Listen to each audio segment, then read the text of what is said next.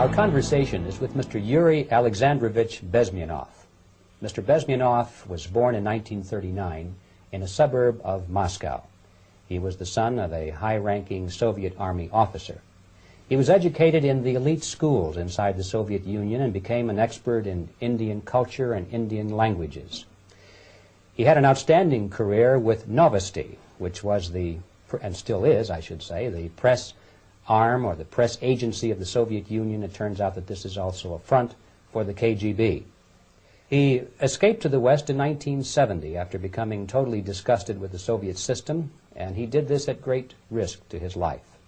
He certainly is one of the world's outstanding experts on the subject of Soviet propaganda and disinformation and active measures. When the Soviets use the phrase ideological subversion, what do they mean by it? Ideological subversion is the process which is legitimate, overt, and open. You can see it with your own eyes. All you have to do, all American mass media has to do, is to unplug their bananas from their ears, open up their eyes, and they can see it.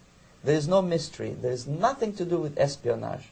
I know that espionage intelligence gathering looks more romantic. It sells more deodorants through the advertising, probably. That's why your Hollywood producers are so crazy about James Bond type of thrillers. But in reality, the main emphasis of the KGB is not in the area of intelligence at all. According to my opinion and opinion of many defectors of my caliber, only about 15% of time, money, and manpower is spent on espionage as such. The other 85% is a slow process which we call either ideological subversion or active measures, активные мероприятия in the language of the KGB, or psychological warfare. What it basically means is to change the perception of reality of every American to such an extent that despite of the abundance of information, no one is able to come to sensible conclusions in the interests of defending themselves, their families, their community, and their country. It's a great brainwashing process which goes very slow, and it's divided in 4 basic stages. The first one being demoralization. It takes from 15 to 20 years to demoralize a nation. Why that many years? Because this is the minimum number of years which requires to educate one generation of students in the country of your enemy, exposed to the ideology of the enemy. In other words, Marxism-Leninism ideology is being pumped into the soft heads of at least 3 generations of American students without being challenged or counterbalanced by the basic values of Americanism, American patriotism. The demoralization process in the United States is basically completed already. For the last 25 years. Actually, it's overfulfilled because demoralization now reaches such areas where previously not even Comrade Andropov and all his experts would even dream of such a tremendous success. Most of it is done by Americans to Americans, thanks to lack of moral standards. As I mentioned before, exposure to true information does not matter anymore. A person who was demoralized is unable to assess true information. The facts tell nothing to him.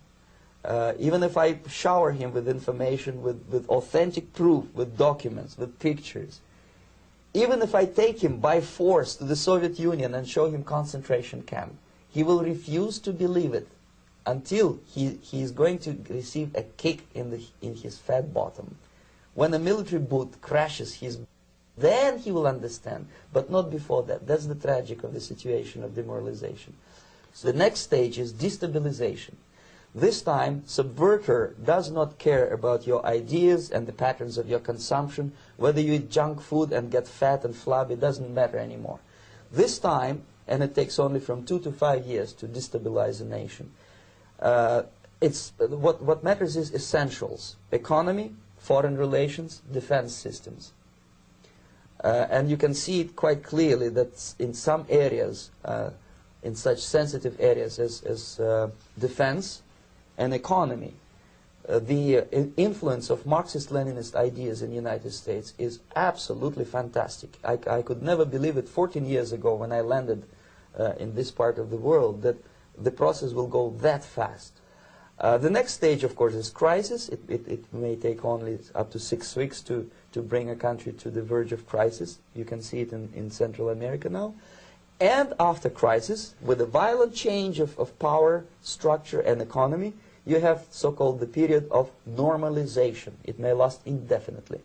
Normalization is a cynical expression borrowed from Soviet propaganda. When the Soviet tanks moved into Czechoslovakia in '68, Comrade Brezhnev said, now the situation in brotherly Czechoslovakia is normalized.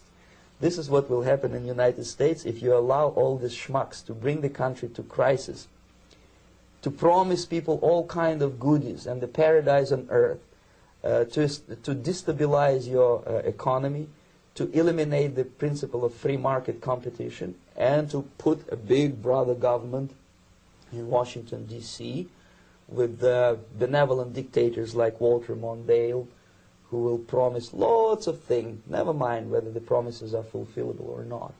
Your leftists in the United States, all these professors and all these beautiful civil rights defenders, they are instrumental in the process of the subversion only to destabilize the nation. When their job is completed, they are not needed anymore. They know too much. Some of them, when they get disillusioned, when they see that Marxist-Leninists come to power, obviously they get offended. They think that they will come to power. That will never happen, of course. They will be lined up against the wall and shot. But they may turn into the most bitter enemies of Marxist-Leninists when they come to power. And that's what happened in Nicaragua. You remember most of these former Marxist-Leninists were either put to prison or one of them split, and now he's working against Sandinistas. It happened in Grenada when Maurice Bishop was already a Marxist. He was executed by a new Marxist who was more Marxist than this Marxist.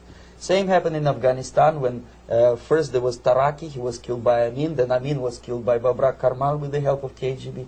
Same happened in Bangladesh when Mujibur Rahman, very pro-Soviet leftist, was assassinated by his own Marxist-Leninist military comrades. It's the same pattern everywhere. It's divided in 4 basic stages: demoralization, destabilization, crisis, normalization. They will be lined up against the wall and shot, wall and shot, wall and shot.